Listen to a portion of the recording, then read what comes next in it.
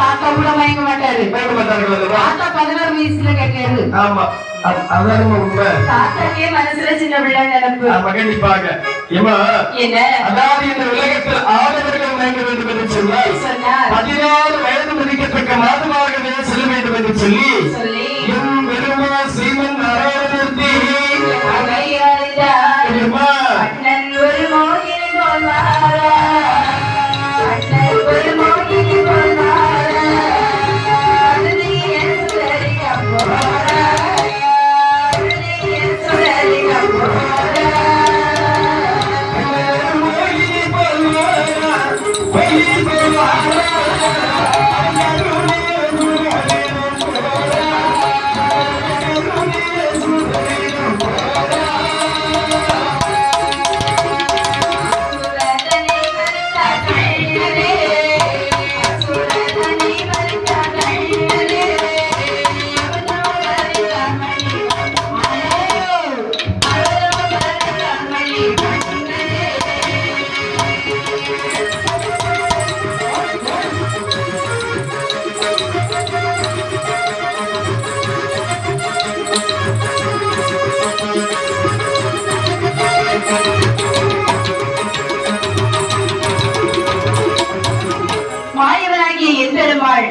ஒரு அழகான மோகினியை போல் ரூபத்தை கொண்டார். அடே அப்பா, 16 வயது மதிக்கும் மாதமாகவே சமைந்து சரி அண்ணன் நல்ல நடந்து ஆசார கையை வச்சு சின்ன நல்ல இடையழகி போல் தேவாதேவர்கள் அசுரரும் இருக்கக்கூடிய இடத்தை நாடி அலைகடல் ஓரமாகவே இருந்து வருகின்றாரா? இவர்கள் வருவதை கண்ணிலே கண்டார்கள் இந்த அசுரர்கள். டேய் தம்பி, ஏனா உன்னுடைய கண்ணிற்கு ஏதாவது தெரிகின்றதா? அதோ வர்றா ஒரு பெண்ணு. டேய் தம்பி, அண்ணா தூரத்தில் ஒரு பெண்ணாரவே இருந்து கொண்டிருக்கின்றார். அந்த பெண்ணை என்னதான் பார்த்துட்டு வரா? டேய் தம்பி, என்னடா அந்த பெண்ணுடைய அழகை பார்த்தாயா? இடைய பாருடா. டேய் தம்பி, என்ன அதனுடைய கண்ணழகை பார்த்தாயா?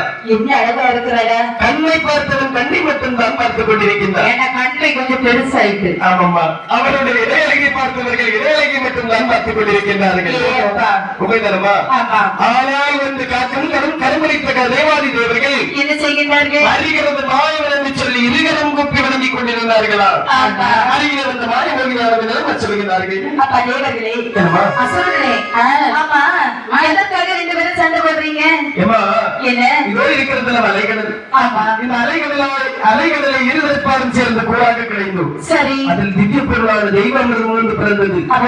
உடம்பரை இருப்பது அமிர்தம் தான். அப்படியா? பிறந்த அமிர்தத்தை பங்கு வைப்பதில் எங்களுக்குள்ள ஒரு சில பங்கு தகராறாகவே. அங்கே பங்கு சண்டையா? பங்கு சண்டையா? இவ்வளவுதானே? அப்ப தேவர்களே, என்னப்பா அசுரர்களே, அந்த அமிர்தத்தை ஏன் கையிலே கொடுங்க. உங்களுக்கு அந்த பகுதி பங்காக நான் பகிர்ந்து தருகிறேன். என்னடா பார்த்துக் கொண்டிருக்கின்றாய்? இந்த பெண்ணானவை வந்ததும் வராதுமாக அமிர்தத்தை கேட்கின்றாளே. நமக்கு அமிர்தத்தை கொடுக்கலாமா? கொடுக்கவே கூடாதானே? ஒருபோதும் கொடுக்க கூடாது. ஏன் கொடுக்க கூடாது? தம்பி, என்னடா இவர்கள் சொல்வார்கள் அல்லவா? எப்படி? சீறி வரும் பாம்பை நம்பினாலும் சிரிக்கும் பெண்ணை நம்பாதே என்று சொல்வார்கள் அல்லவா? அது மட்டுமா? ஆலகால விஷத்தையும் நம்பலாம், அதே ஆற்றையும் பெரும் காற்றையும் நம்பலாம், கோலர் மாவத யானையை நம்பலாம், சரி வெல்லும் வேங்கை புலியையும் நம்பலாம், அதே பாலனார் விடும் தூதரை நம்பலாம், பள்ளர் வேடர் மரவரை நம்பலாம், சேலை கட்டிய மாதரை நம்பினால் தெருவில் நின்று தீயங்கி திகைப்பறை என்று சொல்லுவார்கள். தம்பி, ஆனால் உண்டு சுடிதார் போட்ட பெண்ணை நம்பலாமானே? சுடிதார் போட்ட பெண்ணை?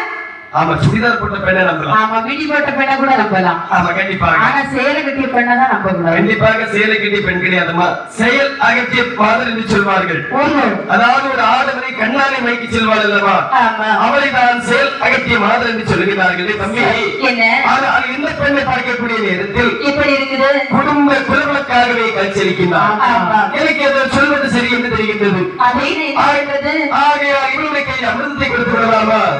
சரி, ஆகட்டும் என்று சொல்லி சரி வந்திருப்பது மாயவன் அறியாமல் மாயமோகியை கையில் அமிர்தபுரத்தை கொடுத்தார்களா? அந்த நேரத்திலே நினைக்கின்றார் கோபால கண்ணன். என்ன நினைக்கின்றார்? தேவாமிர்தம் யாருக்கு சொந்தம்? தேவர்களுக்கு தான் சொந்தம். அப்படியானால் இந்த தேவாமிர்தத்தை நாம் தேவர்களின் வரிசையாக பகிர்ந்து கொடுக்க வேண்டும். ஆகட்டும் என்று சொல்லி தெய்வாத வரிசைகள் அனைத்தும் பங்கிட்டு கொடுத்தார். அதே சொல்லுகின்றார் மாயவன். அப்ப அசுரர்களே, தேவர்களே, இரண்டு பேர்களும் கையை கட்டி சரி கண்ணை மூடி வரிசையாக அமர வேண்டும். கடைசியில் யார் கண்ணை திறக்கிறார்களோ அவர்களைத்தான் நான் மாலையிடுவேன்.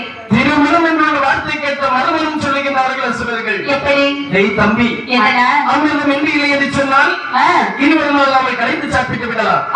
பெயர் அழகு கூடிய இந்த பெண்ணை நாம் இந்த விட்டு விட்டோம் என்று சொன்னால் இந்த பெண்ணை நாம் எங்கு சென்று இந்த பெண்ணை போய் தேட முடியாது, ஒருபோதும் தேட முடியாதல்லவா?